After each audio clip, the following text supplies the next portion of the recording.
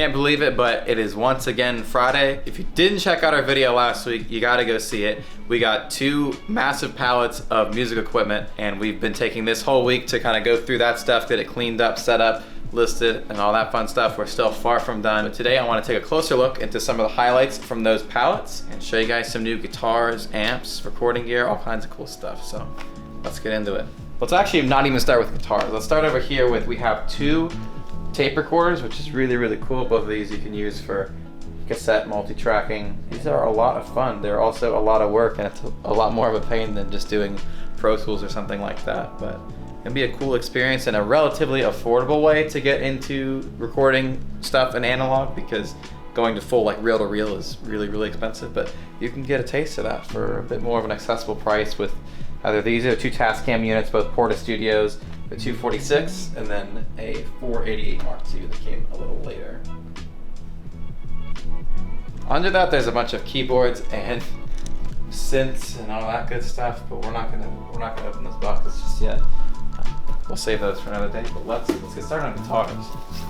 We have a Fender, made in Japan, Aerodyne Stratocaster, and this gorgeous, gorgeous red.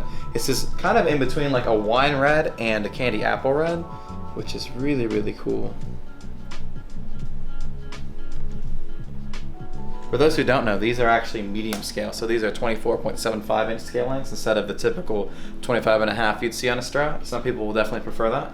This one's got an HSS setup, and I believe the stock pickup is a DiMarzio on the bridge. Right behind that, we got this vintage Fender Twin Reverb. This is one of the master volume ones. This one specifically is from 1976, and it is definitely seen a lot of shows. It's definitely not the cleanest, but it sounds awesome, and I can't wait to get this out to somebody who's gonna enjoy it. See, a lot of people hate on the master volume ones, but I love it because you can get some really, really cool breakup that you can't get on any other Twin Reverb without getting to an absolutely excessive volume. So there's something cool to these. Definitely keep an eye out for them if you've never checked one out. We have this Johnson JM60. This is a hybrid amp. It has 1 tube in it, but it's otherwise solid state.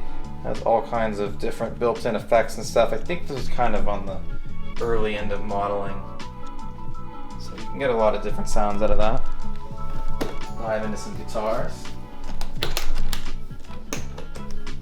So here is a Tokai Cat's Eye acoustic. This is a really, really rare guitar. This is the first one I'd ever seen.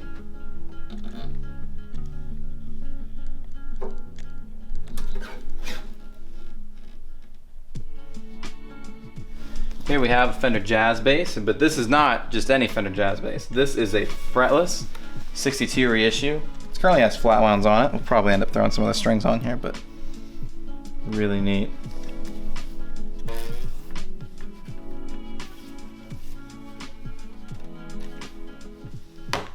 So these next 3 are all Yamahas, and the funny thing is this isn't even ever Yamaha from the set. I'm thinking we might need to do like a separate video on just like the old Japan Yamahas, because this person specifically collected a ton of this stuff, obviously, as they sent us, I think, 6 of them. So here's one of them. This one is an AFG 240. Like I said, made in Japan. Really, really cool acoustic.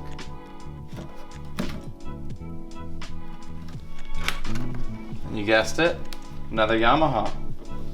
This one definitely needs a lot of cleanup. This is a FG 251.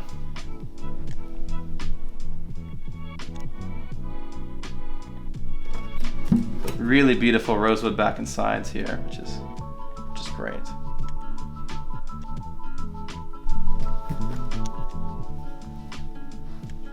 This one is a classical one. This one is a Yamaha C150.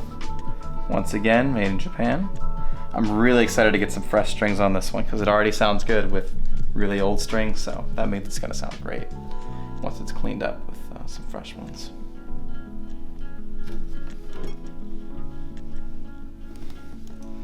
Another Yamaha acoustic. This one is an L5. Needs some fresh strings very badly.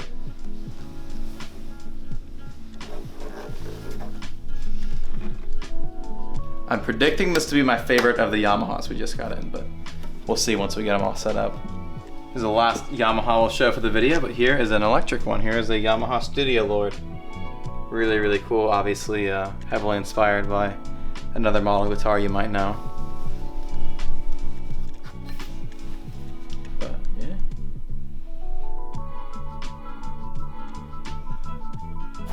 caught the last video, I think we got this one today. This is a Bacchus Woodline and a very distinct orange. And this is also a really, really rare instrument. I could not find any other ones in this exact color.